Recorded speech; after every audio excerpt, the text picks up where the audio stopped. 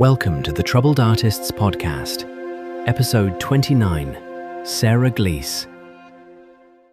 Welcome back to the Troubled Artists Podcast. Today I am here with Sarah Glees. Sarah Glees is a writer, producer, and all-around filmmaker who has recently graduated from Elmhurst University, where she was her film club president and multimedia producer and staff writer at the Elmhurst Leader. So Sarah, thank you so much for being on the show. So before we begin, I do like to ask this one question. Tell us in your own words, who is Sarah Glees? Oh boy, that's a loaded question. I hope that Sarah Glees is a good person who's putting good things out into the world. Filmmaking is the medium that I feel like I've chosen to do that. So the films that I want to make and the films I want to tell will put nice things in the world. I also do comedy. On the side, I kind of feel like, if I'm making someone laugh at the end of the day, I like that. I am curious to know just how did you get into filmmaking? Was it something you discovered early in life or later on in life? Just kind of tell us about that. Yeah, filmmaking was something that I feel like I didn't have a clear path towards. I feel like a long time I didn't know what I was going to do. I was that high school student who was kind of floundering around while all my friends were like, I'm going to be a nurse, I'm going to be a lawyer. And they just knew what they wanted to do and I had no idea. But I always loved movies. I always loved TV. I always loved kind of the art of making projects and telling stories. As a kid, my dad was such a huge movie buff. So I grew up pretty much every night as a kid watching some sort of movie. I remember being really surprised when kids would be like, we're having a movie night. And I'm like, that's just every night at my house. So I just grew up watching and ingesting content. And just these great stories that, when I first got my little iPhone or iPod, I was going around and I'm filming my Barbies, I'm filming my Webkins, I'm just filming whatever I could film. I'm making my friends dress up in silly little costumes and making little home movies with them. But it wasn't something I thought I was going to be a filmmaker. I was like, I'm just doing this because it's fun. And, I grew up in the YouTube era where it's people are doing challenges and all that stuff. So I just kind of thought oh, this is what kids do and this is what's fun. But it wasn't until I got into college. I was a COVID grad of high school. So I did all online community college and I took a film class and the professor was absolutely terrible, but I really loved the content. And I was like, okay, if I love the content this much, and I always kind of knew in the back of my head, oh, film would be really cool. I thought I was going to be a TV writer. I was like, oh, how cool would that be, to go write for a TV show. And then kind of, through schooling, and I ended up at Columbia College for about a year, and then I switched to Elmhurst. And it was really there because it was such a small program that they kind of just let you explore and do whatever you wanted to do. So as much as I loved writing, I also kind of fell into producing and just started producing my classmates' projects, my own projects, and kind of just realized if I want to make stuff and get stuff done, you got to produce it yourself. So it took a lot of our projects to another level by having okay, we have a budget now, we have organization behind the thing, so it's less than just a class project and something that we could put into festivals and things like that. And there's so many different types of sets, and I feel young creatives, you'll work on a plethora of different types of sets, some good, some bad, but at least on my sets, kind of like you said, I always am so grateful to everyone. It's you are here for me to make this passion project or the script that I wrote, or you're here because my friend is a director, and you're here for us. And I think that just recognizing that and being so appreciative, listening to, hey, I have an idea, or hey, what if we put the camera here, just any idea can make your film that much better. Mm-hmm. Yes, definitely. And like I said, I'm glad that we're able to do that and collaborate and continue to make great stuff. I did want to ask you, I know it's still early on in your filmmaking career, but I am curious just to know what have been some of your highlights so far in your filmmaking career? Yeah, I mean, the two that stick out the most for me is my first year at Elmhurst. It being such a small program, I remember I was in one of the classes and I emailed one of my professors and I was like, so where's the film festival? Do we have a film festival here? I'd come from Columbia and I had been lucky enough to have one of my projects in the Take One Film Festival, which is that small little film festival that they do for first year programs and stuff. And I just loved it. I loved the energy of seeing all these great projects that, these people were in the same class that I took, and here's what they did with the same prompt that I had. And it's just, it's so cool to see other people's stuff. So, I got an email back. It's like, oh yeah, a film festival would be super cool, but we're such a small program, and we don't have, the resources or anything for something like that. But down the line, we'd love to have one. And I was like, okay. And like I brushed that to the side. And my senior year, I became the film club president. And I was like, my one goal is I'm gonna bring a film festival. I don't know how it's gonna happen, but it's gonna happen. Like I just, put my foot down. Like we're gonna make it, and we did. We came together. I did the research. I went out to marketing. I just reached out to all the departments on campus, kind of, bullshitted my way through. I was like, yeah, no, like this is going to happen and it's going to be great. I had no idea what I was doing, but just sounded confident enough that they would believe me. And it came through. We had marketing helping out, we had admissions helping out. We ended up selling out our tickets. We got like a pretty small venue, but it was our big lecture hall. But it was like a packed stage, and we had, so many amazing submissions for a first year, which was really shocking because I feel like a lot of people were kind of like, what is this? They weren't really sure, confident in it. But I was like, no, like that project you did in that one class was great. Please submit it. So we just got to showcase all the work. We gave out awards, everyone dressed up like they were going to like an award ceremony. Like it was just super, super fun. And this year we had our second year of it. So it's continuing, and this year I got to go back, and it was absolutely amazing to see how the projects got so much better. The first year was kind of like this like fish tank trial run, and this year was like everyone knew the festival was coming, so the projects that they were doing in their class, they were like, I'm gonna make it as good as I can because I know it's gonna be showed at the end of the year in this festival. So it was, yeah, it was really, really cool to see how it's grown, and that's definitely a highlight of my very, premature career so far. The other one is I did a project with the Bay Chicago, which is a nonprofit out in the West Garfield Park area. And Elmhurst University has been tied in with them for about a few years now, just, helping them make social media videos and a good way to just get students out. And like, here's how, you can take your skills and, do good with it, help out a nonprofit. So we did a music video program with some of their kids where the kids got to write their own songs, and then the directors of our school, they all, we paired them up and we got to make these really cool music videos. And sort of as like my capstone thesis project, I helped produce all of those. So I was working one-on-one with all the directors and all of the musicians. And they were like 8 to 12 years old. Like they were adorable and so much talent for 8 to 12-year-olds. And the projects just turned out amazing. And they premiered at the Music Box Chicago, which, I've grown up going to the Music Box, and it was so cool to be like, oh my God, like these projects that I produced are now going to be shown on this huge screen. It was just like a huge highlight. All of us, we wore like our prom dresses to that event, and it was full on just like a full like movie premiere, and the kids absolutely loved it. And yeah, so those are just a couple of highlights that stand out as just fun events that I got to be a part of. Yeah, that's really cool. I mean, being able to, I mean, you basically built an entire film festival from the ground up, which I think is no, I mean, that's very impressive, and I'm glad to also see that it's still continuing. And Me too. if you want to just talk about like what have been some of those struggles that you've kind of faced in your filmmaking career. Yeah, I mean, I spent the first year out of graduating just completely without work, like just, going on LinkedIn, applying wherever I could, any job that was available, all, applying to internships and just trying to figure out, I was like, do I go out to LA? But I don't want to go out to LA if I don't get a job first, but they won't hire you if you don't live in LA. It was like this like constant cycle of like, I don't know what to do. And the stuff that was in Chicago, I just wasn't hearing back from. I was like, maybe I'll go into news, maybe I'll just go into more commercial work. Like was truly trying to figure out anything and everything.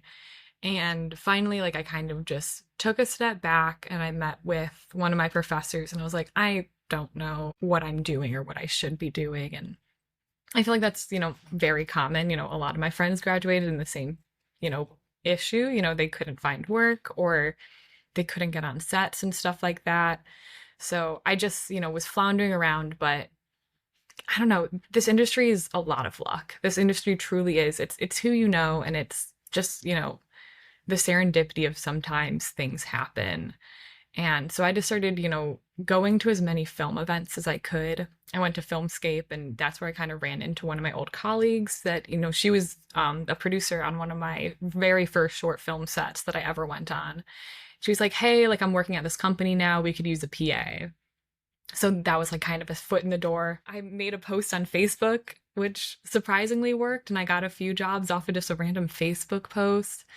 And now I'm working like pretty steadily as a PA just throughout Chicago. And I think, it takes time, but also there is a lot of luck. It's a lot of networking. It's a lot of, going to the event and kind of trying to sell yourself. And it gets very exhausting and it can suck sometimes, and I don't live in the city right now. So it's like, okay, I gotta, work in like a long commute to the city to go to this event, to network myself. And I know it's a lot of work. I would say like that's like the hardest thing. It's a lot of work and it can feel very lonely. I feel like when you're in school, you have that like great cohort of people that you're working with, and you can all count on each other and you're all making these projects together. And once you leave college and it's like, okay, well now my friend is, she's gone back home and, they've gone, somewhere else, or they're moving here. And, it's kind of like your network just kind of falls apart a little bit. And it's, all about rebuilding that network in a new way.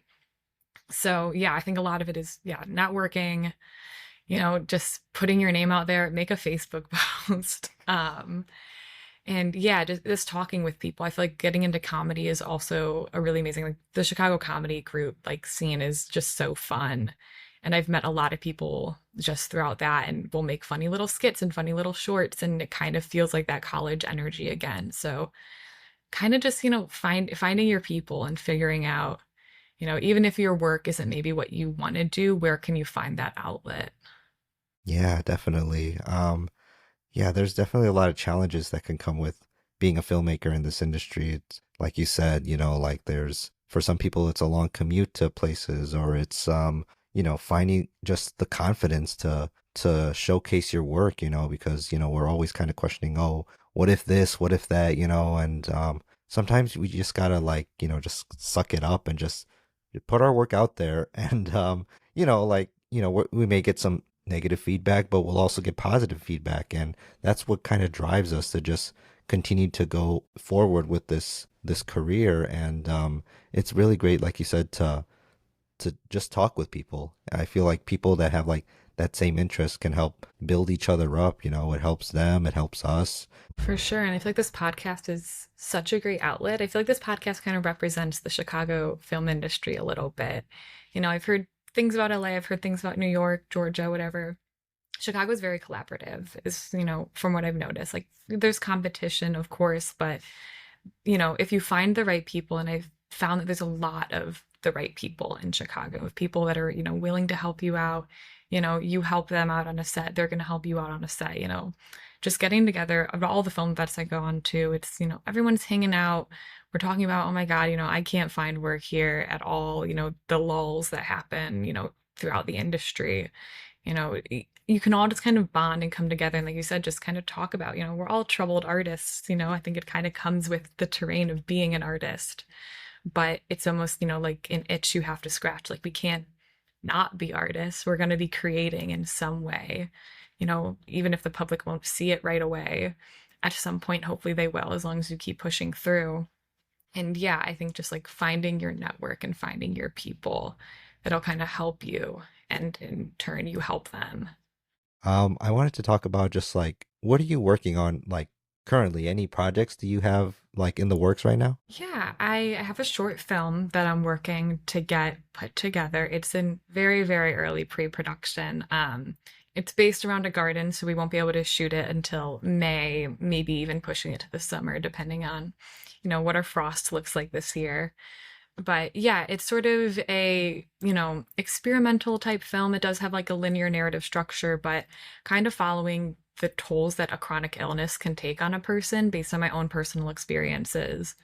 And it kind of just interweaves, dealing with, that chronic illness, and, this gardener is trying to keep these flowers alive, sort of as a metaphor for, her own cells in her own body.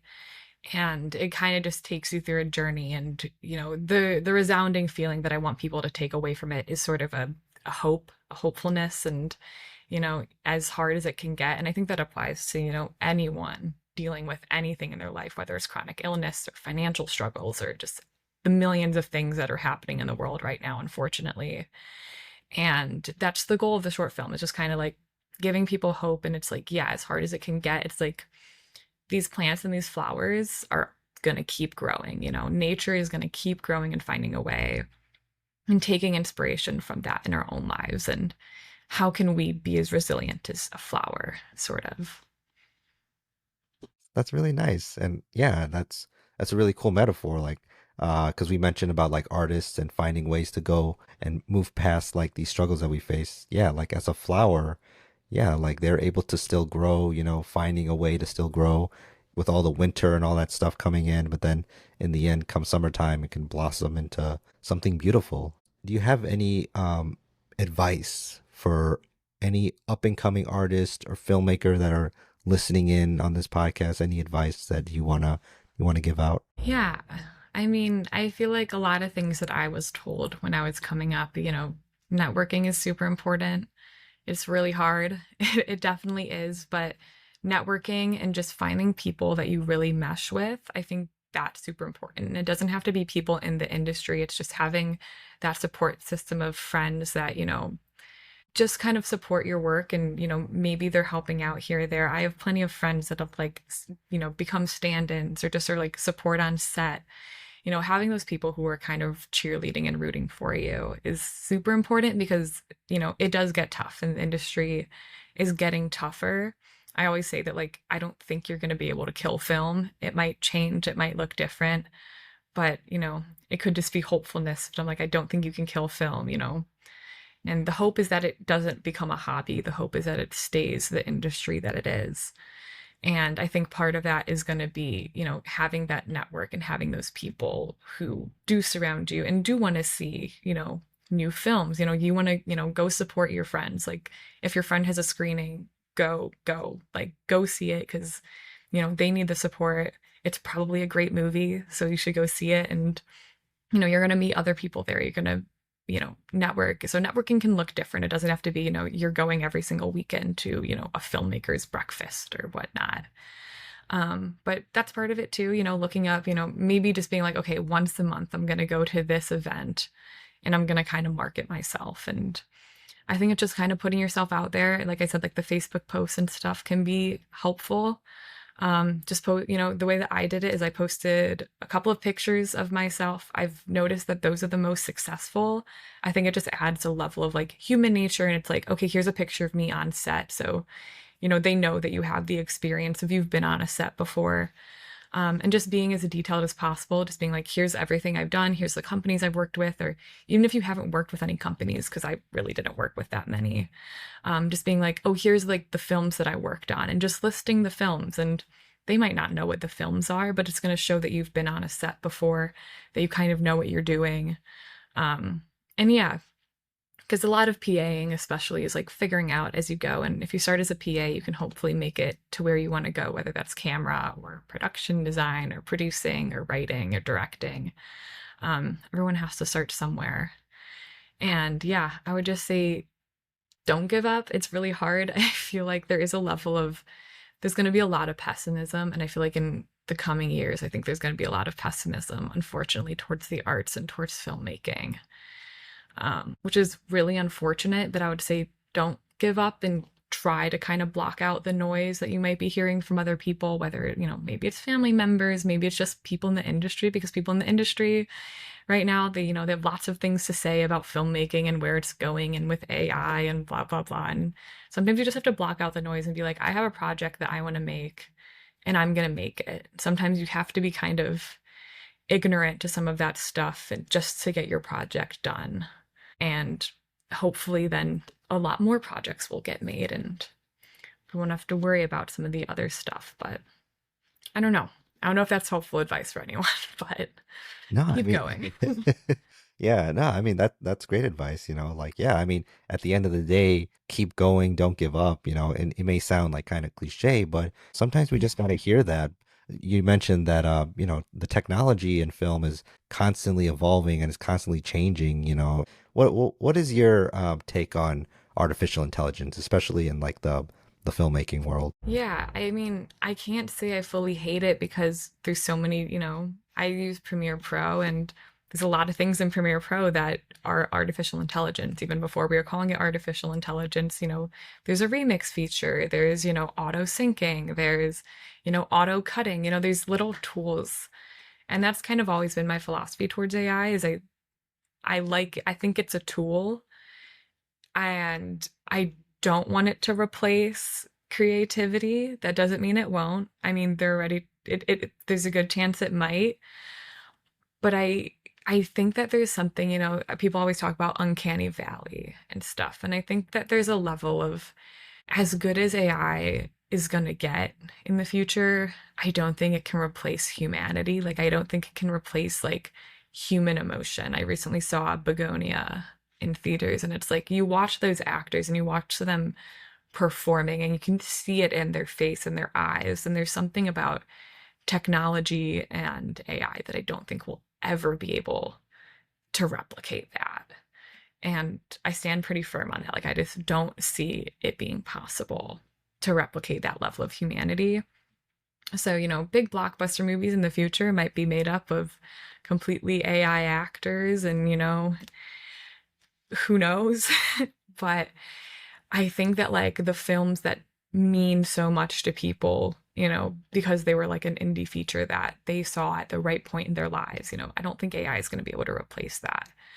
And yeah, so like I appreciate it as a tool, but I am weary of the potential that it could have towards the industry.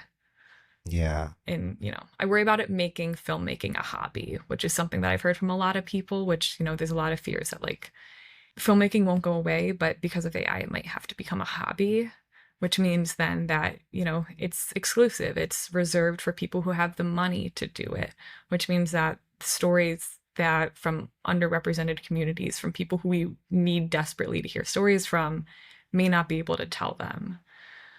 My hope is that there's always going to be an outlet. And, I think there's a lot of advocacy for independent filmmaking, for those underrepresented voices through, Sundance or all these filmmaking labs and stuff like that. And the hope is that AI will never kill that.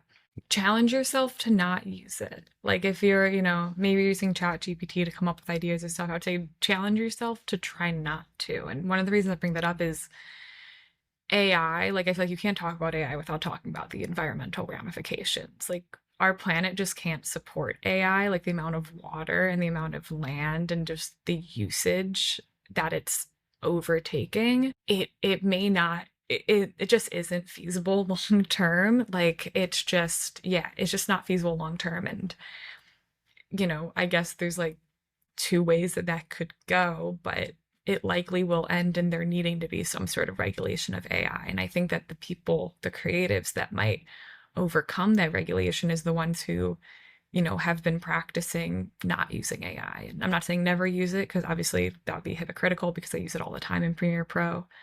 But yeah, like practice, getting out a notebook, a paper and pen and brainstorm your ideas that way. And, then, you can go back to ChatGPT, but, just kind of practice and challenge yourself not to use it when you can.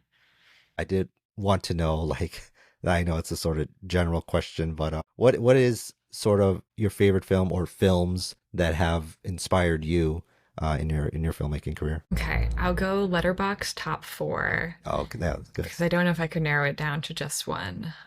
Before Sunrise is one of my all-time favorite movies. It's a great movie to, I feel like, inspire filmmakers because it's not a low budget film. Obviously it was filmed, I think in Amsterdam or Paris. It was filmed in Europe somewhere, and it's made up of mostly long shots. So it's a technically very challenging movie. But, there's no crazy like production value to it. It's, two people walking through a city having conversation, ducking in and out of shops. It's so feasible and shows the power of strong writing and strong acting and strong directing. And so that's just a film that I really love, and I feel like I've taken so much from, especially in like working in indie film. Another one is When Harry Met Sally, sucker for a rom-com. It's just such a fun movie. It's a movie that I watch anytime I'm sad, anytime I'm happy. Like it's just a movie that I will rewatch and quote endlessly. And I think it's just a really fun movie for people to watch. And yeah, another one that shows, here's what great writing and great dialogue can look like. Not a movie, but The Queen's Gambit, I usually throw up in my Letterboxd top 4. I just think it's an absolutely amazing adaptation. I think it shows the power of miniseries, something that I've really, really been loving ever since that genre really exploded. I think it's the perfect way to translate a book. I feel like for a long time it's like people would try to do it to a TV show and it would get too long, and then they'd extend the seasons too long, or it would get into a movie, but they'd leave so much out. Whereas The Queen's Gambit, I've read both the book and watched the series, and I stand by. I think the series is better than the book. I think it elevates it to a level that, is so visual, and Anya Taylor-Joy's like portrayal of Beth is just, it really brings that character to life. And I think in terms of a troubled artist, I think it really kind of shows that, like, with, artistry, geniusness, whatever it is, with whatever your passion or your outlet is, there are a lot of struggles and negatives that can come with it. And I think that story is just absolutely beautiful. And I think that it has a beautiful ending that I think does inspire and give people hope. And last one I will say is Chicago. I'm a big musical fan. I always joke that I'm a musical theater kid that can't sing or dance, but Chicago is just, it's such a fun movie. It's so lively. I've watched it also many, many times, and I think it just shows the performance value and tells a really interesting story. And I did like a bunch of research on that story for one of my college papers, and it's a really interesting background. I think it, highlights an era of Chicago that's absolutely wild, and, the issues with the justice system that we're still seeing today, and kind of pokes fun at it in a satirical kind of way. So yeah, not, the most esteemed Letterboxd top 4, but those are my favorites. What about like directors or people like behind the camera that you would like to aspire to be? I love Nora Ephron and Nancy Meyers. Those are two writers, directors that I absolutely love. They do kind of your classic rom-com type movies. Something's Gotta Give, Julie and Julia, The Parent Trap. Just these movies that I think a lot of times can get kind of shifted towards just like a comfort movie genre, but I think there's so much value in a comfort movie. I think there's so much value in a movie that you can turn to when you need it. It may not be winning an Oscar, but it's the movie that is uplifting someone when they need it most. Give yourself grace as a filmmaker. There's going to be a lot of pressures. There's going to be people around you telling you, oh, you have to write this many pages a day, or you have to be, watching this many movies. Just giving yourself grace, I think, is really important, because you can't force ideas. Ideas will just come to you. And yeah, give yourself grace when the right time to write it or put it out in the world, it'll come. It'll come, and you do have to work for it. That's definitely a huge part of it's got to work for it, but also, don't burnout is real. Burnout is definitely real. And, give yourself grace. This industry is hard. It is a tough industry. But yeah, stay connected with people, go on a walk in nature, and take a break when you need to, and then revisit those projects.